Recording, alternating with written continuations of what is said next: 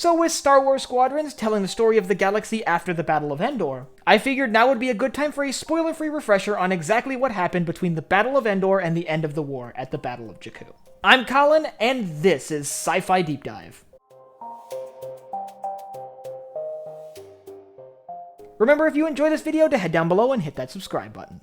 So the 1 year between the Battle of Endor and the Battle of Jakku ultimately resulted in the fall of the Empire and the rise of the New Republic. So today we'll go over very briefly in chronological order the events stretching from the Battle of Endor to the Battle of Jakku. So we'll start with the destruction of the second Death Star at the Battle of Endor and the death of the Emperor. With the Emperor dead, the Empire was thrown into absolute chaos. Imperial forces were scattered across the galaxy and infighting ran rampant. Everywhere there were Imperial warlords who thought they should be the next Emperor. Meanwhile, those still loyal to the Emperor began trying to carry out his final wishes, something called Operation Cinder. In preparation for Operation Cinder, the Imperials began assembling a large fleet of satellites at various Imperial shipyards like the shipyard over Fondor. Some of these shipyards, like Fondor, fell under attack by forces of the newly formed New Republic, but still many of the satellites were able to be delivered to their targets. Once they had arrived at their targets, which included worlds that were loyal to the Rebel Alliance and worlds that remained loyal to the Empire, the satellites were triggered, causing massive storms to form on the planets that they were orbiting.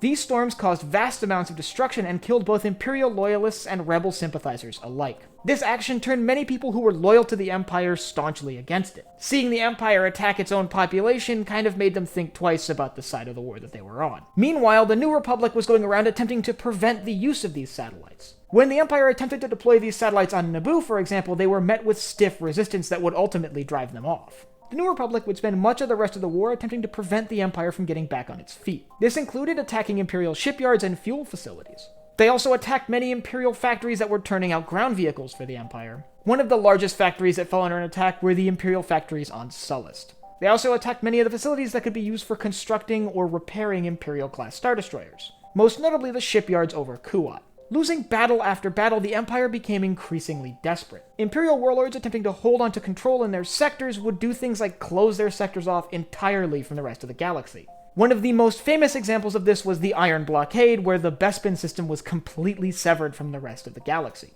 At this point, the New Republic is gaining more and more steam. On a lot of worlds, the riots and celebrations that occurred after the death of the Emperor would ultimately lead to uprisings on those worlds. And the worlds that did succumb to these uprisings would ultimately join the New Republic. With that, their numbers swelled and swelled. And so did the resources they had at their disposal. They began construction projects like dismantling old Imperial Star Destroyers to build new ships. Most notably, the Starhawk-class battleships, which would play a crucial role during the Battle of Jakku. So while the New Republic was forming, the Empire was sort of starting to dissolve. While leadership in the Empire technically fell to the Grand Vizier, Mas Amedda, all across the galaxy, various Imperial factions were splintering off to become their own sort of mini-empires. Secretly following orders from the Emperor, one of the high-ranking officials within the Empire, Gallius Rax, ordered Imperial forces to assemble over the desert world of Jakku. With most of the Imperial forces left in the galaxy on or around Jakku, it became a tantalizing target for the New Republic. So about 1 year after the Battle of Endor, the New Republic carried out a massive attack against the Imperial forces on Jakku.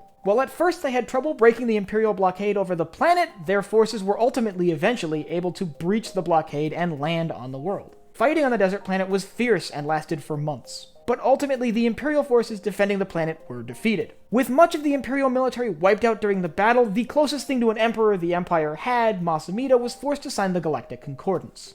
With the signing of the Galactic Concordance, the Galactic Civil War officially came to a close. Although that's not the end of the fighting. Many of the warlords I mentioned earlier who had splintered off into their own factions would keep fighting the New Republic for many, many more years. This is likely the case with Moff Gideon, who we see in The Mandalorian.